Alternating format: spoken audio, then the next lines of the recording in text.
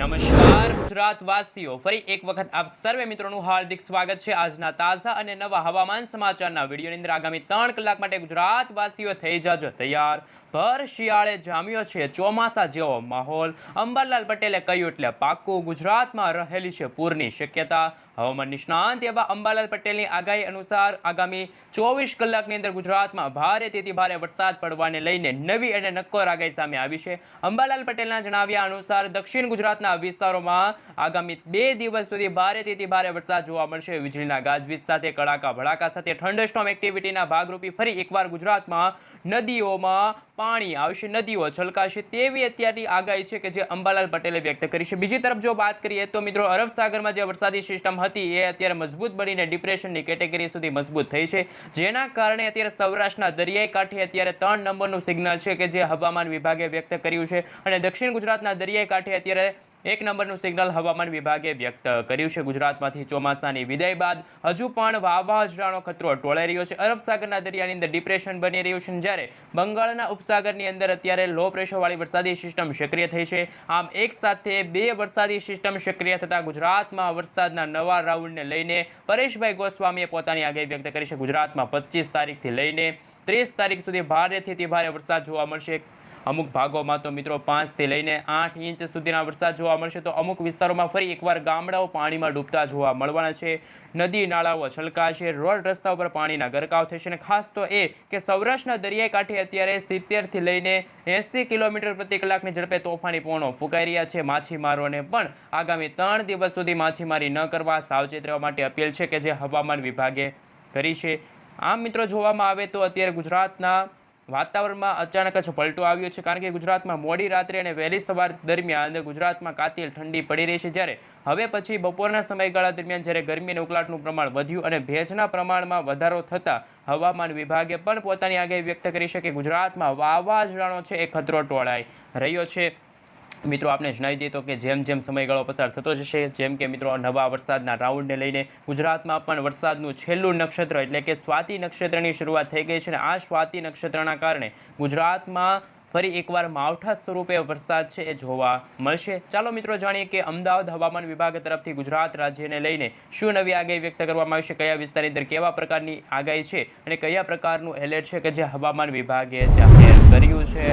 મિત્રો, તમે તમારા મોબાઈલ સ્ક્રીનની અંદર જોઈ શકો છો અમદાવાદ હવામાન વિભાગ તરફથી ગુજરાત રાજ્યનો નકશો જાહેર થયો છે, જેમાં આવતીકાલે 25 તારીખથી ગુજરાતમાં વરસાદનું જોર વધશે, જેના કારણે ભાવનગર, અમરેલી, ગીર સોમનાથની સાથે સાથે મિત્રો દક્ષિણ ગુજરાતના વિસ્તારોમાં તમે જોઈ શકો છો સુરત છે, નવસારી છે, ડાંગ છે, વલસાડ છે, એ વિસ્તારની અંદર હવામાન વિભાગ તરફથી ભારેથી ભારે વરસાદ પડવાને લઈને યલો એલર્ટની જે વોર્નિંગ છે જાહેર કરી દેવામાં આવી છે. જ્યારે કચ્છ, બનાસકાંઠા, સાબરકાંઠા, અરવલ્લી, મહીસાગર, દાહોદ આ સાથે મિત્રો સૌરાષ્ટ્રના પણ પશ્ચિમી સૌરાષ્ટ્રનો વિભાગ છે, જ્યાં દેવભૂમિ દ્વારકા, પોરબંદર, જૂનાગઢ છે, ખાસ કે જામનગર છે, રાજકોટ છે, મોરબી છે, સુરેન્દ્રનગર છે, બોટાદ છે. આ મિત્રો ઉત્તર ગુજરાત અને ખાસ તો એ કે મધ્ય પૂર્વ ગુજરાતના ભાગોમાં અત્યારે ગરમી અને ઉકળાટનું પ્રમાણ વધ્યું છે, જેમના કારણે 26 તારીખથી ગુજરાતમાં વરસાદનું જોર એકદમ વધી જશે. તમે મિત્રો જોઈ શકો છો 26 તારીખના રોજ સૌરાષ્ટ્રના તમામ જિલ્લાની અંદર, જેમાં ભાવનગર, અમરેલી, સોમનાથ, ગીર સોમનાથની સાથે પોરબંદર, રાજકોટ, સુરેન્દ્રનગર, બોટાદ, અમદાવાદની સાથે દક્ષિણ ગુજરાતના વિસ્તારોમાં પણ ભારેથી ભારે વરસાદ પડવાને લઈને હવામાન વિભાગ તરફથી યલો એલર્ટની વોર્નિંગ છે જાહેર કરી દેવામાં આવી છે. 27 તારીખના રોજ તમે જોઈ શકો છો અમદાવાદ હવામાન વિભાગ તરફથી 27 તારીખનો નકશો જાહેર થયો છે. 27 તારીખના રોજ ગુજરાતના સૌરાષ્ટ્રના અને મધ્ય ગુજરાતના ભાગોની અંદર વીજળીના ગાજવીજ સાથે આંધી, તુફાન, વંટોળ સાથે ફરી એકવાર મેઘતાંડવ શરૂ થવાને લઈને પણ અત્યારે લેટેસ્ટ આગાહી કે જે હવામાન વિભાગે વ્યક્ત કરી છે. હાલ મિત્રો જો વાત કરીએ તો ગુજરાતમાં મહત્તમ તાપમાન કઈ જગ્યાએ છે, તો સૌપ્રથમ તમે જોઈ શકો છો સુરતમાં 37 ડિગ્રી સેલ્સિયસ સુધીનું તાપમાન જોવા મળી રહ્યું છે, એટલે કે ભર શિયાળે ત્યાં અત્યારે ઉનાળા જેવો માહોલ જોવા મળી રહ્યો છે. ગરમી અને ઉકળાટનું પ્રમાણ વધ્યું છે, પરંતુ લઘુત્તમ તાપમાન પણ મિત્રો તમે જોઈ શકો છો ખાસ કે કચ્છના નળિયામાં અત્યારે 19 ડિગ્રી સેલ્સિયસ સુધીનું લઘુત્તમ તાપમાન છે, કે તાપમાનમાં ત્યાં ઘટાડો થયો છે. આમ અત્યારે એક સાથે 2 ઋતુનો અનુભવ ગુજરાતવાસીઓને થઈ રહ્યો છે. કચ્છમાં ઠંડીની શરૂઆત થઈ ગઈ છે, તો દક્ષિણ ગુજરાતના વિસ્તારોની અંદર સુરતમાં મિત્રો ખાસ કે આજે બપોરના સમયગાળા દરમિયાન 37 ડિગ્રી સેલ્સિયસ સુધીનું તાપમાન છે જોવા મળી રહ્યું છે. આમ હવે એક સાથે 3 ઋતુનો અહેસાસ ગુજરાતવાસીઓને થશે. હવે મિત્રો ખાસ ઠંડી,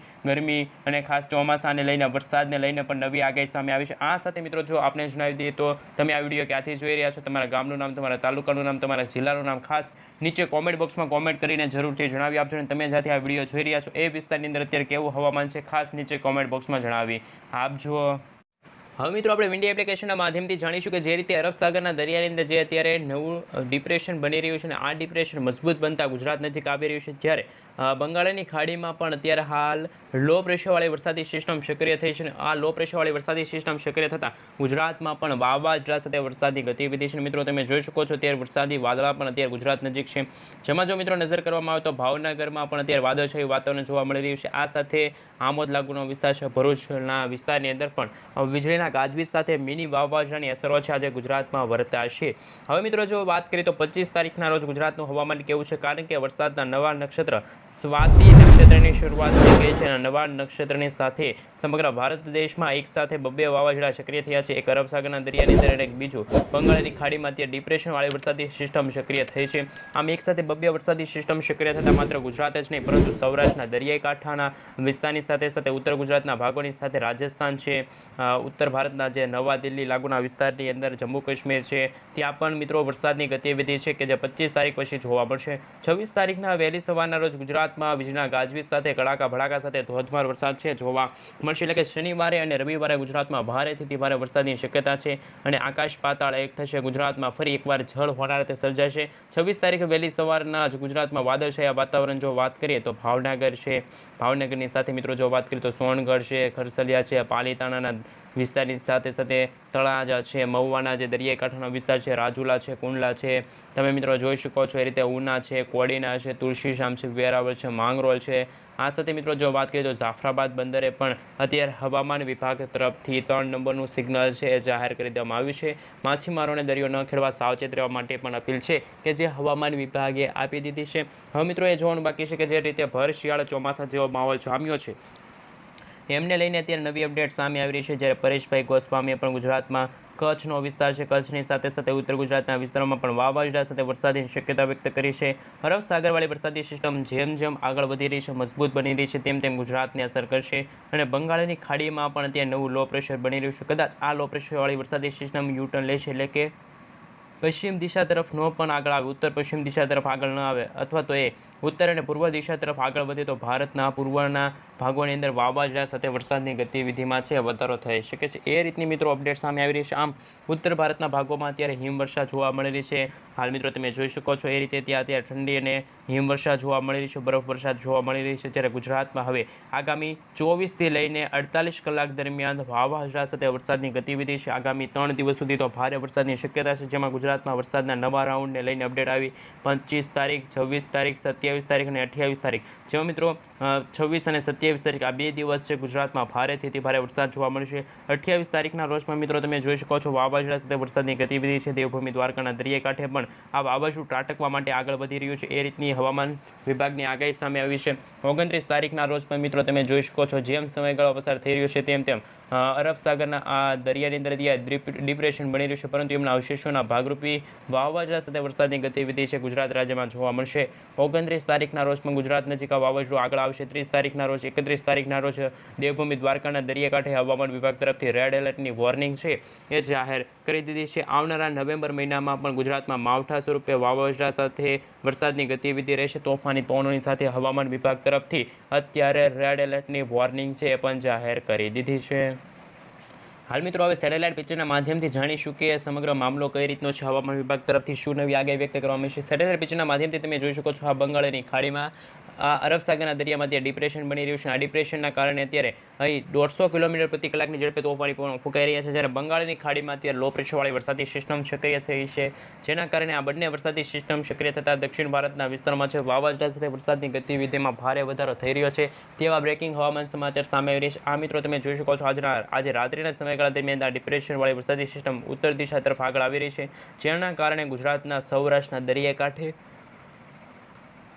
અને દક્ષિણ ગુજરાતના દરિયાકાંઠે વાવાઝોડાની ગતિવિધિમાં ભારે વધારો થશે. આ મિત્રો તમે જોઈ શકો છો IMD તરફથી જે અત્યારે IR મોડલ સામે આવી રહી છે. આ મોડલોના આધારે પણ અપડેટ સામે આવી રહી છે, જેના કારણે અત્યારે વાવાઝોડા સાથે વરસાદની ગતિવિધિમાં પણ ભારે વધારો થઈ રહ્યો છે તેવા બ્રેકિંગ હવામાન સમાચાર સામે આવી રહ્યા છે. અને જેમ જેમ સમયગાળો પસાર થઈ રહ્યો છે તેમ તેમ હવામાન વિભાગ તરફથી પણ આગાહી વ્યક્ત કરવામાં આવી છે. આજે વેધર ડેટા સામે આવી રહ્યા છે. આ સાથે મિત્રો તમે ગુજરાત રાજ્યનો પણ નકશો જોઈ શકો છો, જેમાં હવામાન વિભાગ તરફથી જે 28 તારીખ સુધીની જે વરસાદની ગતિવિધિ વ્યક્ત કરી છે. 28 તારીખના રોજ અરબ સાગરવાળી વરસાદી સિસ્ટમ એકદમ ગુજરાત નજીક આવી જશે, જેના કારણે સૌરાષ્ટ્રના દેવભૂમિ દ્વારકા, પોરબંદર, જૂનાગઢ, આ સાથે વેરાવળના દરિયાકાંઠે પણ વાવાઝોડા સાથે વરસાદની ગતિવિધિમાં ભારે વધારો થઈ શકે છે. મિત્રો તમે જોઈ શકો છો અત્યારે GFS મોડલ સામે આવી રહ્યું છે હવામાન વિભાગ તરફથી. જે આ મોડલોના આધારે જો અવલોકન કરવામાં આવે તો 30 તારીખ પછી પણ ગુજરાતમાં વરસાદની ગતિવિધિ અને નવેમ્બર મહિનામાં ગુજરાતમાં કાતિલ ઠંડીનો અહેસાસ પણ ગુજરાતવાસીઓને થશે, તેમને લઈને પણ અત્યારના લેટેસ્ટ હવામાન સમાચાર સામે આવી રહ્યા છે.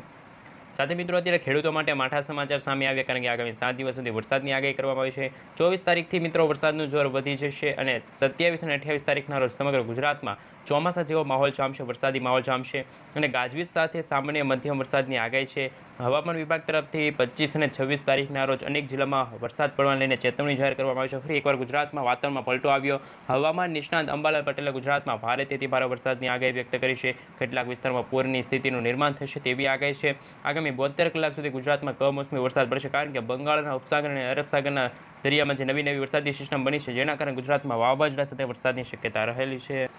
હાલ મિત્રો તમે વિન્ડી એપ્લિકેશનના માધ્યમથી જોઈ શકો છો કે આવનારા નવેમ્બર મહિનાની 1 તારીખના રોજ બહોળું સર્ક્યુલેશન અહીંયા બની રહ્યું છે, જેના કારણે સૌરાષ્ટ્રના દરિયાકાંઠે પણ વાવાઝોડા સાથે વરસાદની ગતિવિધિમાં ભારે વધારો થશે. ક્યાંક હળવા તો ક્યાંક ભારે તો ક્યાંક હજુ પણ અત્યારે બેવડી ઋતુનો અનુભવ ગુજરાતવાસીઓને થશે, કારણ કે અત્યારે ઉત્તર ભારતના ભાગોમાં જ્યારે અત્યારે નજર કરીએ તો કે હિમવર્ષા પડી રહી છે, તો દક્ષિણ ભારતના ભાગોમાં અત્યારે ચોમાસું ફરી એકવાર યુટર્ન લઈને આવ્યું છે. ફરી એકવાર ગુજરાતની સાથે સમગ્ર ભારત દેશના દરિયાકાંઠે ચોમાસા જેવો માહોલ જામશે અને મેઘતાંડવ શરૂ થવાને લઈને પણ અંબાલાલ પટેલ અને પરેશભાઈ ગોસ્વામીએ પોતાની નવી અને નકોર આગાહી વ્યક્ત કરી છે. કોની આગાહી સાચી પડશે જોવાનું બાકી છે. અંબાલાલ પટેલ, પરેશભાઈ ગોસ્વામી કે હવામાન વિભાગના જણાવ્યા અનુસાર કોની આગાહી સાચી પડશે